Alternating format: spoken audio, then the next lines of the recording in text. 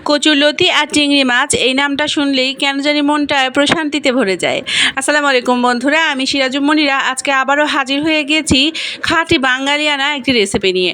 তো প্রথমেই আমি দিয়ে দিচ্ছি তেল, আর তেলে দিয়ে দিলাম জিরার ফোড়ন। এখন আমি একটু পেঁয়াজ এবং মরিচ দিয়ে দিচ্ছি, এগুলো আমি হালকা একটু বাদামি রং করে ভেজে নিব। আজকে চিংড়ি মাছ রান্না করব কচুরলতি দিয়ে। তো প্রথমেই আমি অপেক্ষা করব এই পেঁয়াজগুলো একটু ব্রাউন কালার হয়ে আসার। যখন এই পেঁয়াজগুলো একটু ব্রাউন কালার হয়ে আসবে তখন আমি অ্যাড করে দিব পরিমাণ মতো লবণ, এবং তারপরে একে একে অ্যাড করে দিব হলুদ গুঁড়া, মরিচের গুঁড়া, দিয়ে দিব 1 চামচ মতন জিরা বাটা, 1 চামচ মতন রসুন বাটা এবং আধা চামচ মতন আদা বাটা।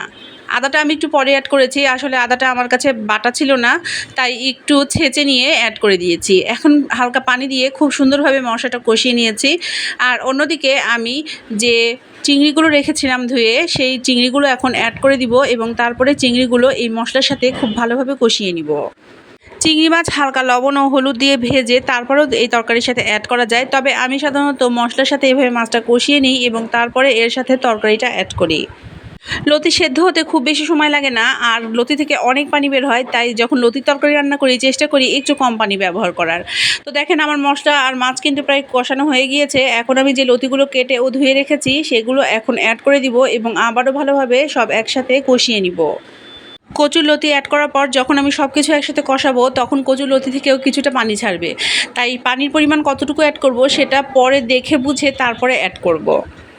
বাঙালি রান্নাতে যে কত রকমারি পদ এবং কত রকমারি রেসিপি আছে, যদি আমরা প্রত্যেকটা বাংলাদেশের জেলা হিসেবে খোঁজ করতে যাই যে কী কী রেসিপি, তাহলে দিন কেন বছরেও প্রত্যেকটা রেসিপি যদি রান্না করি তাহলে রেসিপির ভাণ্ডার ফুরাবে না।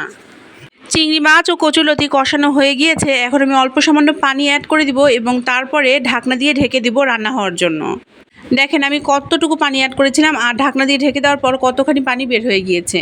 এখন এভাবে একটু রান্না করে নিব আমরা।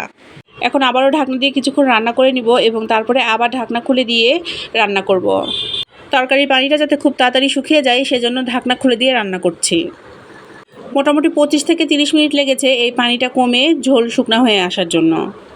আমার কচুরলতি এবং চিংড়ি মাছের রান্নাটা কিন্তু প্রায় হয়ে এসেছে, দেখতেই পাচ্ছেন যে এর রঙটা পরিবর্তন হয়ে গিয়েছে।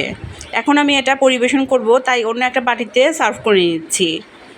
কচু ও লতির এই চমৎকার রান্নাটা কিন্তু সাদা গরম ভাতের সাথে খেতে অসাধারণ লাগে।